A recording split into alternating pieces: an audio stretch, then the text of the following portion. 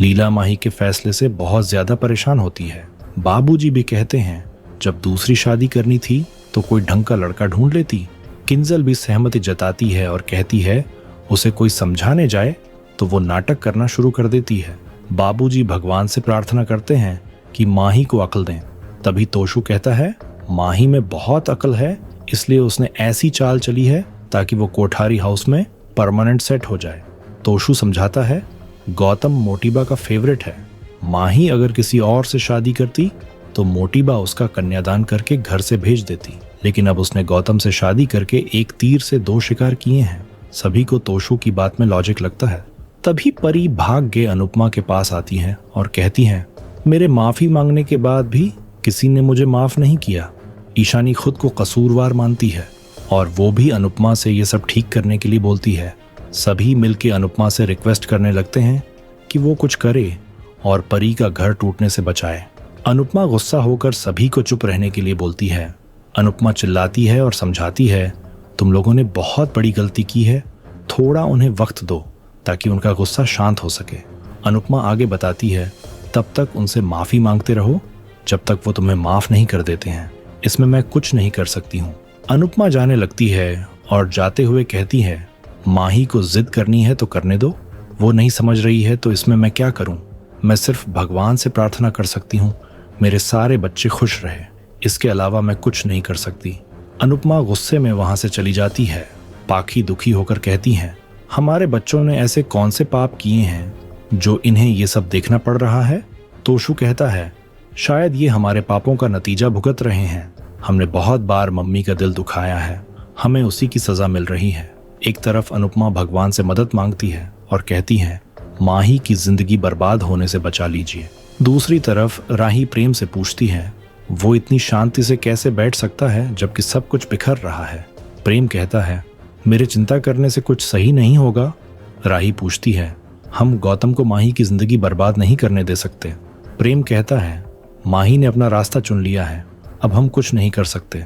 इसी बीच प्रेम को मैसेज आता है तो राही गुस्सा होती है और कहती है फोन को रखकर मुझसे बात करो। प्रेम कहता है मैं अपना काम छोड़कर तुम्हारी बकवास नहीं सुन सकता। प्रेम जाने लगता है तो राही कहती है आजकल तुम पूरे दिन फोन पर लगे रहते हो, लेकिन तुम्हारे पास मेरे लिए समय नहीं है। प्रेम हैरान होकर पूछता है क्या तुम मुझ पर शक कर रही हो। राही ताना मारती है तुम अपना काम करो, घर को मैं देख लूंगी। राही चली जाती है। प्रेम गुस्सा होता है। दूसरी तरफ ईशानी अनुपमा से कहती है मेरी वजह से परी का घर टूट रहा है।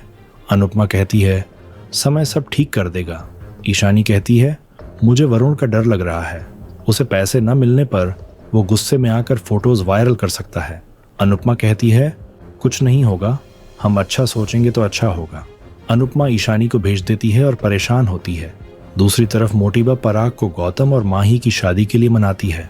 पराग कहता है हम बिजनेस को बचाने के लिए अपनी बहुओं को दांव पर नहीं लगाएंगे।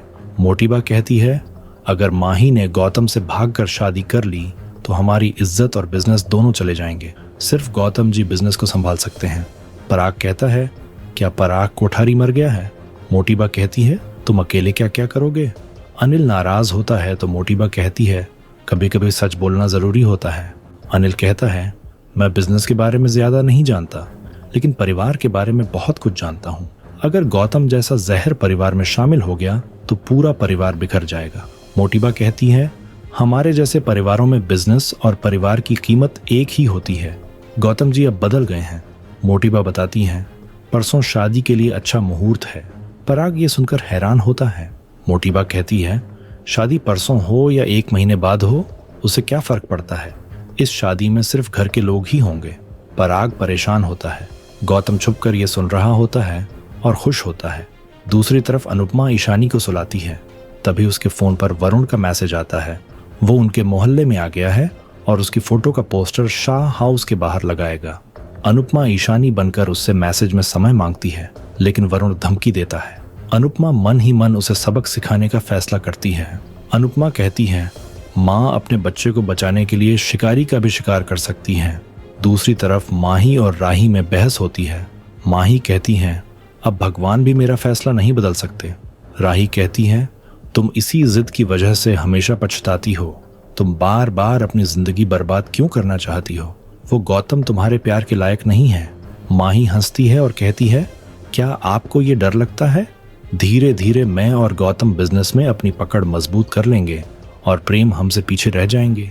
राही हैरान होकर कहती है, तुम हमेशा उल्टा ही क्यों समझती हो? मैं तुम्हें खुश देखना चाहती हूँ।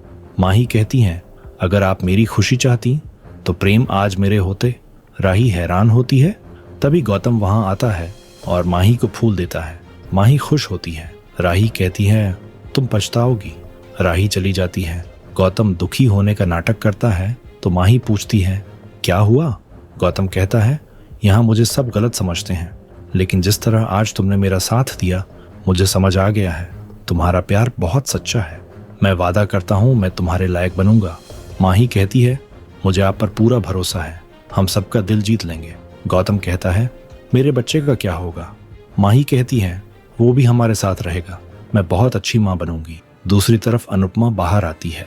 तभी वरुण वहां आता है और कहता है, ये पोस्टर लगने के बाद वो खुद मेरे पास पैसे लेकर आएगी। अनुपमा गुस्सा होती है।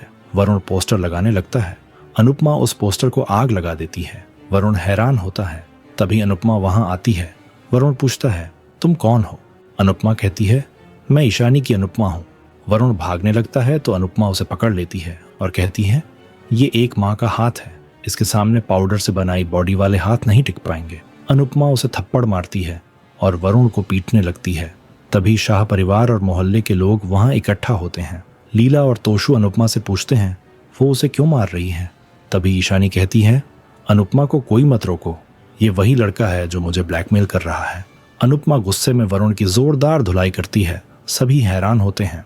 अनुपमा लगातार वरुण को बहुत सारे थप्पड़ मारती है और कहती है, तुम्हारी हरकत के हिसाब से तुम्हें बहुत कम थप्पड़ पड़े हैं। अनुपमा उसे वापस थप्पड़ मारने लगती है। अनुपमा कहती है, नारी का निरादर करने वाले का विनाश तय है। अनुपमा पुलिस बुलाने के लिए कहती है तो वरुण डर जाता है और रिक्वेस्ट करता है, पुलिस को मत बुलाइए। अनुपमा वरुण के फोन से उसके माँ बाप को बुलाने के लिए कहती है। तोशु वरुण का फोन ले लेता है। मोहल्ले वाले अनुपमा से पूछते हैं, ये कौन है और इसने क्या किया है? लीला घबराती है और सोचती है, अनुपमा को अब सच बताना पड़ेगा। अनुपमा बात संभाल लेती है और कहती है, ऐसे लोग सोशल मीडिया पर फेक अकाउंट बनाकर गंदे गंदे कमेंट करते हैं और असल जिंदगी में लड़कियों को बदनाम करते हैं, लड़कियों को प्यार के जाल में फंसाकर उन्हें ब्लैकमेल करते हैं। अनुपमा गुस्सा होती है। आपको क्या लगता है, क्या वरुण अपनी इस बेइज्जती का फिर बदला लेगा? कमेंट करके जरूर बताएं। अगर आपको हमारी एक्सप्लेनेशन वीडियो पसंद आई हो तो प्लीज वीडियो को लाइक और शेयर जरूर करें। इससे हमें और अच्छी वीडियोस बनाने की मोटिवेशन मिलती है। साथ ही चैनल को सब्सक्राइब करना बिल्कुल मत भूलिएगा ताकि आपसे कोई भी अपडेट मिस ना हो। वीडियो देखने के लिए आपका बहुत बहुत धन्यवाद।